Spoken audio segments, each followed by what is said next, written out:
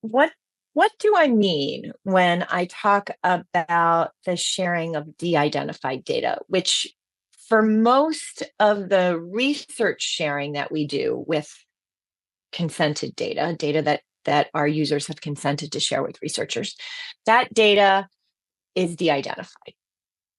What does that mean? Well, we actually follow HIPAA standards when we de-identify data.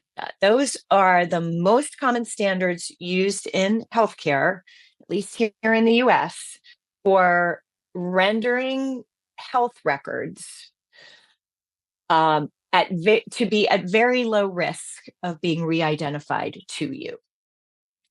For sure, that means removing your name from those records. Or if you are a parent with a child whose records are on the Citizen Health platform, that means removing their name, and your name wouldn't be there either. Birth dates are still in the data set because those are very valuable for research. Dates of when you've received healthcare services, or when you had a certain test done, or when you got a diagnosis. Those are all still in the data, but your particular address is not in the data.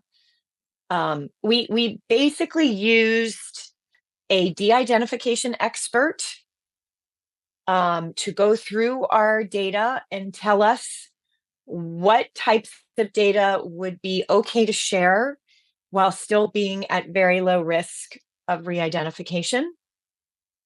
So that's the data that we consider to be de-identified. That's the HIPAA expert determination, for those of you who know a little bit about HIPAA methodologies for de-identifying data.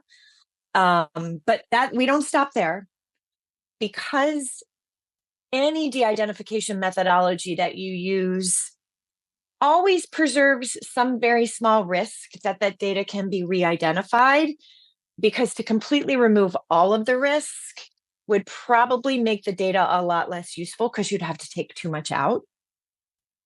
And again, we only share this data if it's from people who've consented to share. But a lot of people feel a lot more comfortable sharing de-identified data versus data that's identifiable to them or is identifiable to their child. We get that.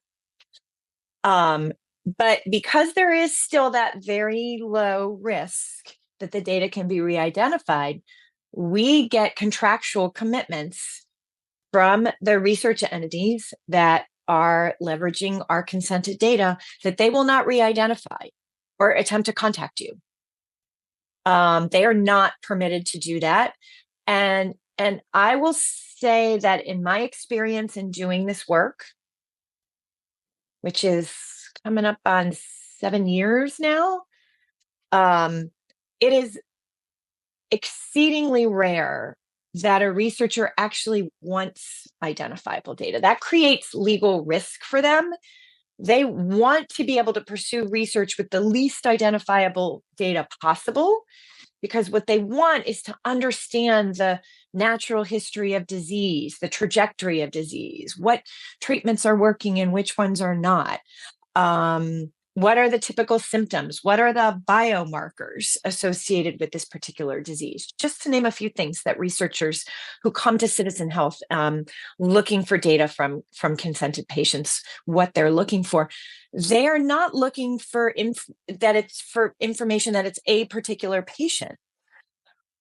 When we have proposals where there is a desire for identifiable data to be shared for research, we will pursue a specific consent for that research from the patient.